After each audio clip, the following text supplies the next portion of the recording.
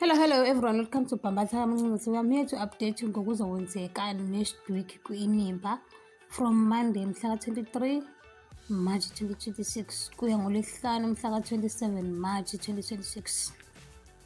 UZoleka bakithi usey'khiphile izinto zakhe zokugana. Phela ngathi uyiphethe bakithi lapho nomfundisi uyambuza ukuthi ubani uthi akazikhiphe.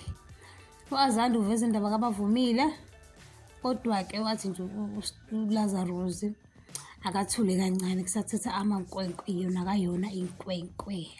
Thumeka ufonele uZoleka uzomtshela ngendaba yedivosi yakhe. Mhlawumbe ubethune uyena uZoleka ukuthi adivosi ohlathi ukwazi ba ngendlela enza ngayo. Uthumeka kule divosi yakhe ayifunayo ufuna u-50% emabandla clinic plus ne-half ye-profit yayo.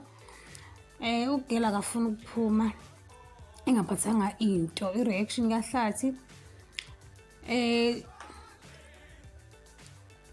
sesilangazelela ukuzwa ukuthi uHlathi uzothini bakithi kule zinto ey'funwa uZoleka.